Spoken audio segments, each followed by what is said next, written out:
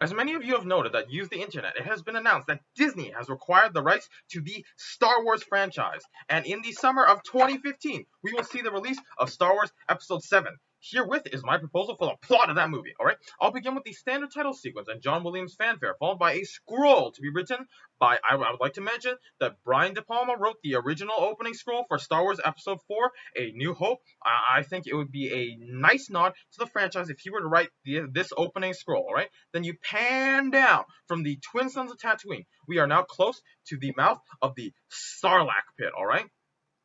The Sarlacc pit, and then, oh, you're right, you see, after a beat, the gloved Mandalorian armor gauntlet of Boba Fett grabs onto the sand outside the Sarlacc pit, and the feared bounty hunter pulls himself up from the maw of the sand beast, alright? And we realize that he has survived his fall during the battle at Jabba's palace. Then we do a hard cut to a repurposed Imperial destroyer, which has now been taken over by the rebels, alright? Now, you see, Commander Luke Skywalker, who's now a full Jedi Knight, he's training the new Padawans. He is using, ironically, his father Anakin's red lightsaber, which will be symbolic, I think, of the visual, right?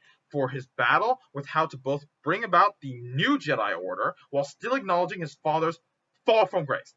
Now, as he is training the Padawans, we pan outside the control window to a nearby asteroid where we see, and please allow me to finish this because it's going to seem like a bit of a jump. We see Thanos, who was the villain tease at the end of the first Avengers movie, alright? Now, Thanos, as you know, he owns the Infinity Gauntlet, alright? Which has the Time Gem, alright? It has the Mind Gem, okay? Then he has the Power Gem, okay? Power Gem. He also has the Space Gem, the Reality Gem. All right, he has this Reality Gem, and if he holds the Reality Gem, that means he can jump from different realities. This will be our link from to the Marvel Universe from the Star Wars universe. We then cut to Earth, where Tony Stark. All right, Tony Stark realizes. Tony Stark realizes. I do not recognize the chair. I do not recognize the chair. Tony Stark realizes that there has been a disturbance in what he will call a time ribbon. Okay, a time ribbon. All right, look, for the time being. Okay, for the time being, I will allow J.J. Abrams to think of a better term for this. And then he then starts to assemble the cream of the Marvel universe. Not the second tier superheroes that we saw in the first Avengers movie. All right, I am sorry, but look, all right, Hawkeye. He is not first. He is not first tier hero material. No, Black Widow, Hawkeye. No, these are not first tier superheroes. All right, like he would go to find hello, Spider-Man. Spider-Man is he exists in that universe. He'd go find Moon Knight. Okay, he'd go find Moon Knight. He would go find Daredevil, all right, Daredevil. You know, he's gonna find these top tier heroes. You know who else he's gonna find? He's going to find Hercules, all right, and that can bring out the entire pantheon of Greek gods that we saw in Clash and Wrath of the Titans. So now we have a giant 3 franchise tie-in. Now cut back to the Imperial Star Destroyer. Luke gets a visit from, and we only show this from the boots up first, all right? The boots up,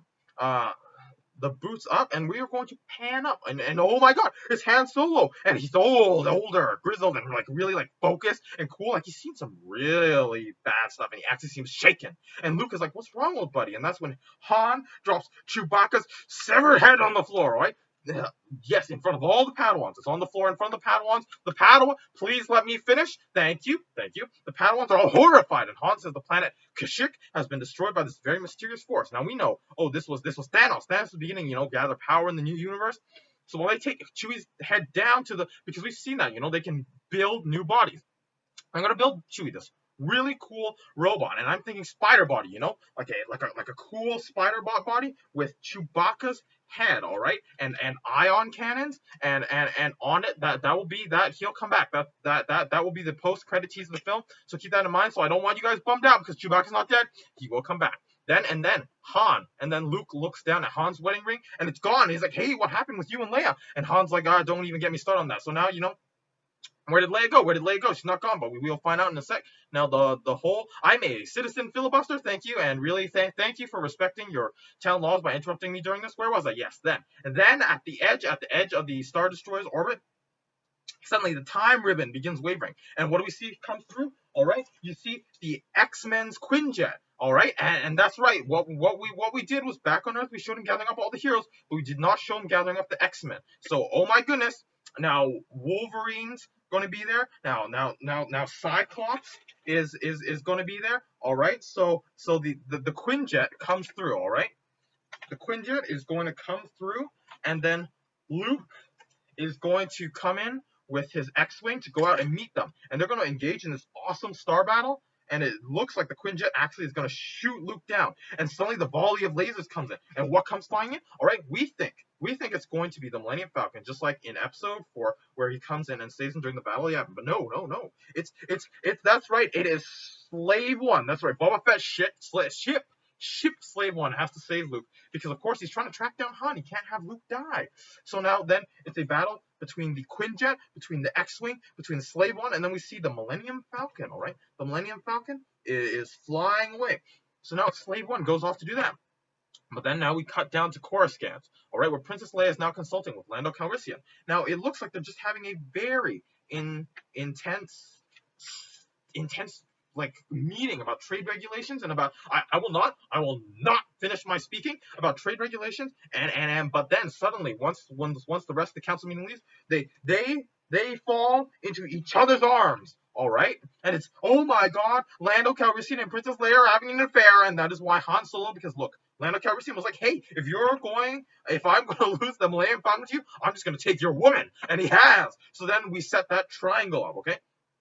Now you cut back to the Quinjet, and then inside of the Quinjet, it is being piloted by none other than Reed Richards of the Fantastic Four. All right, and it was a fake out. Okay, it's him, and we select members of X-Men that I thought, in my opinion, were not focused on properly in the earlier films. All right, we have X-23, which is Wolverine's daughter, and then we have now a mind-controlled Sabretooth. Okay, you have that mind-controlled Sabretooth, and of course, you're still going to have Wolverine. All right, so imagine those two going up against Robotica Chewbacca, because that is going to happen. That is going to happen. That's what we're teasing right now. I have literally no fluid in my mouth. I'm gonna do a Marco Rubio. Can we please cut?